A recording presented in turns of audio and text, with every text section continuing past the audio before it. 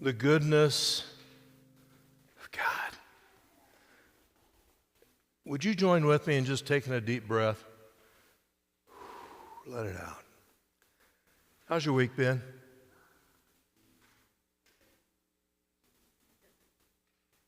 Yeah, Lisa's going to be up here in a little bit and is going to share with you about some things that are going on. But Lisa was our keynote speaker for the district youth gathering. We had about half the district youth were here the last couple days. I think, what were there, about 2,000? Oh, man. And then in the midst of that, after being here for a while with them, I don't know how many are on our prayer pages. Maggie was here playing bells this morning. Maggie's husband was killed in a plane crash on Friday.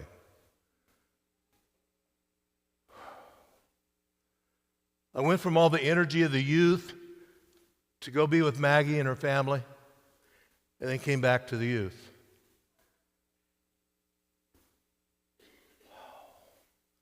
Nothing compares to the goodness of God. You know, in these end times that we're in right now, as we look at the last days, as we look at what it means to know Him, God is calling us to make a distinction from the world and what it means to really know Him as His children. To not live in despair or in... but to live in the hope that He's given each and every one of us through His Son. It begins with a distinction of who we are and what we're doing. Now, our readings really laid that out. It's talking about the difference between serving God or are we living our lives serving ourselves. Now, I could go on and on with this, so I'm going to let 1,000 words be put together with one image. I think this says so much. I love this. It's a professor. His office looks kind of like mine. And a student comes in and says, I only failed the exam because you didn't cover the material while I was paying attention. Can you believe that? I'm looking at one of my professors. Never happened. Never happens, does it? You know how easy it is for us to focus blame? It's easy to look out. What happens when we look in here? Are we living as people of distinction? Here's another image for you that I think spoke volumes to me.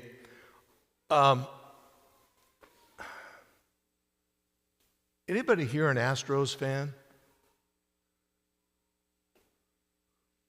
Boy, that fell on deaf ears. Anybody know what city the Astros call home? It's a place in Texas. It's called Houston. National Youth Gathering was just held there.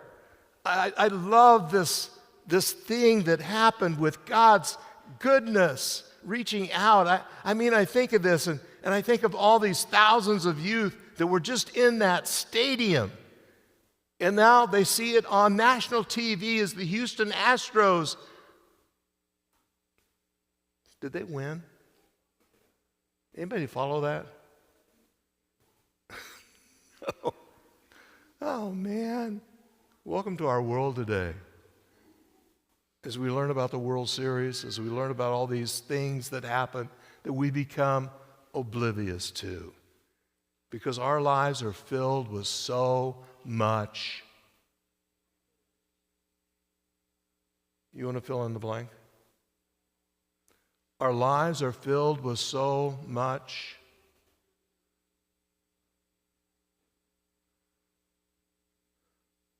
Oh, the goodness of God. I don't want to go any further without doing this. Self-care isn't selfish. God calls us to take care of ourselves. But in that same breath, sometimes we overcompensate with that, and it becomes all about ourselves. Instead of a focus on what He wants us to be doing and what He's going to be doing through us. So let's dig into His Word. To begin with, Colossians 1. He has rescued us from the dominion of darkness and brought us into the kingdom of the Son He loves, in whom we have redemption. What is redemption? I've been redeemed. I've been set free. I've been empowered. I've been given the goodness of God to be distinctive, to live my life in a different way through that redemptive love. And the things that bind us, the things that become our chains, He's broken them. And He sets us free to serve Him. But within that, there's this powerful thing that He does. Are you ready? Our readings nailed it. Surprise. He talked to us about this. The body of Christ begins with the head. Christ is the head of the church. Got that? We are His body. How many here have two arms? Yep. Why? Self, others. There's a balance. There's a head between them, right? Anybody here got two legs? If you're like me, one works better than the other, but that's okay. That's life. God's given us two legs, one for ourselves, one to be used for. Man, God gives us so many images if we would just use them. You know, a number of years, not years ago, another months ago, as a congregation, we went through this book. It's called The Autopsy of a Deceased Church. We ordered in over 70 copies of this book, and they're all gone, except for this one. This is mine. Okay? This one's actually printed properly, and it's not upside down like I used for one of the classes. But anyway, in this book, Tom Rainer talks about the dangers that we can fall into if we're not distinctive. You know what really has nailed me on this book was that I came across a pastor who said we were wrong to use this book in the church because it's not true. I went, what? I'm going to challenge you with a simple question, and I think you know the answer. Do you think that church is growing or dying?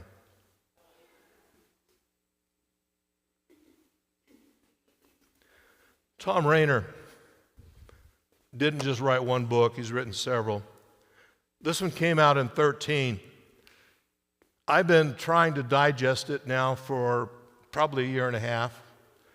And right now I am on page, I got to put my glasses on. What page am I on? Right now I'm on page 6. Why? I want to read you a simple paragraph.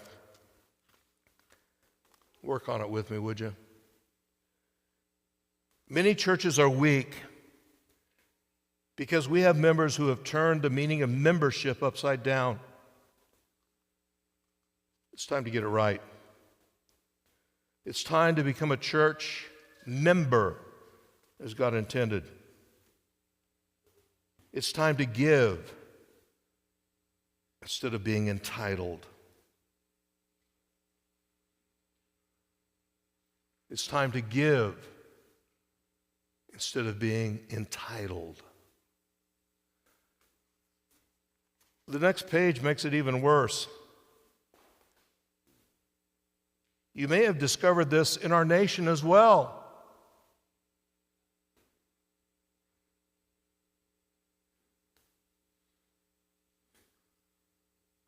I am entitled. No, there's a distinction. The Lord has called us out of darkness into His marvelous. To do what? To go back and live in the darkness? No, He's not. You see, the challenge is one of being careful who we're listening to. Who we are listening to as we go through life and as we try to understand the things that are happening in our lives.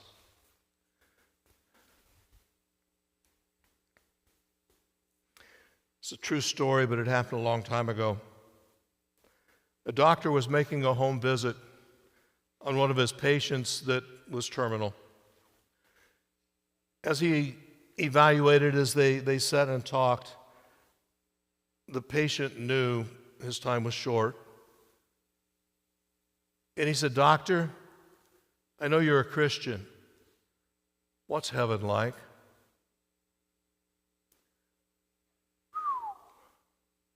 Is there a distinction?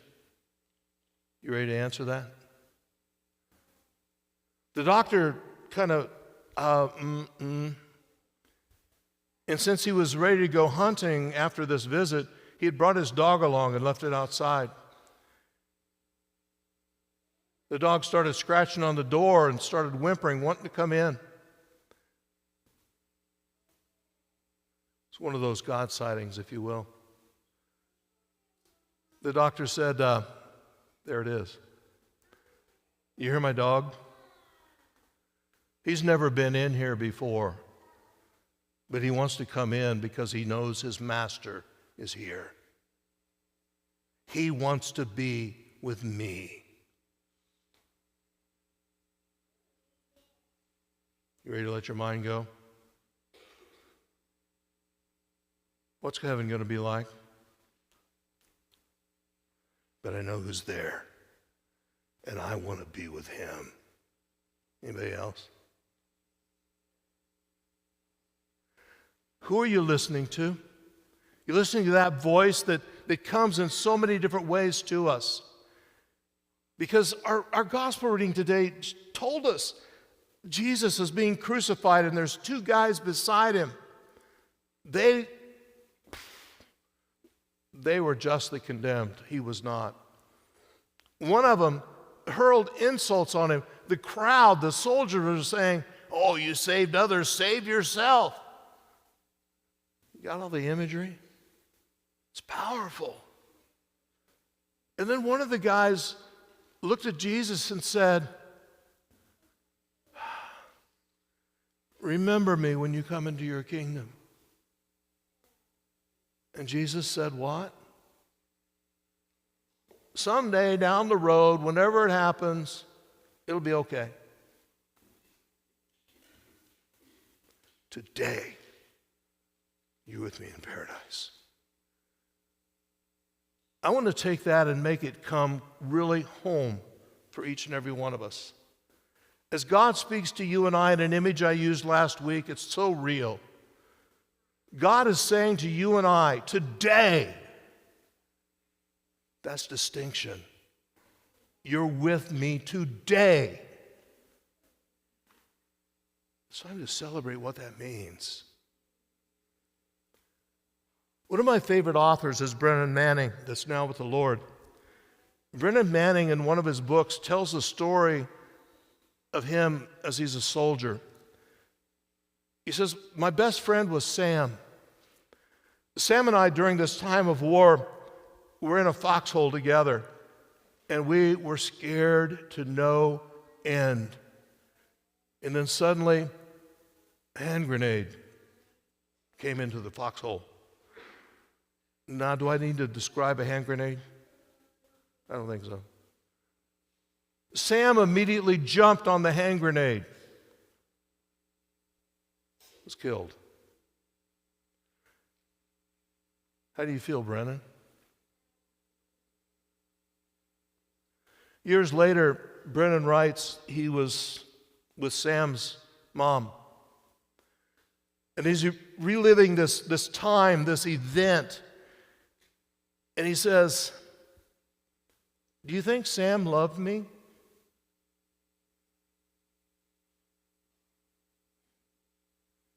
Sam's mom said, "What more could he have done for you?"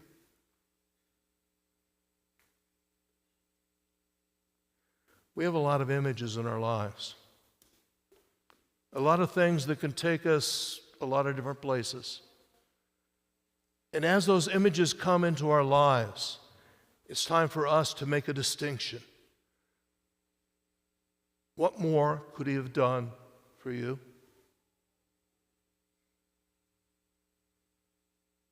As you look at this image that's filled with a lot of images, it's easy to miss the point. On the bottom right, someone is standing there, and he's looking at all these different concepts of who Jesus is and what he's done. And he's confused. It's time to make a distinction. How could he have loved you more? It's your turn. How are you going to respond?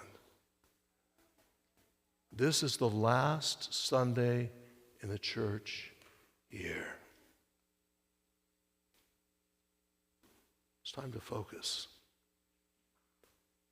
because God's going to show us some new beginnings starting next week.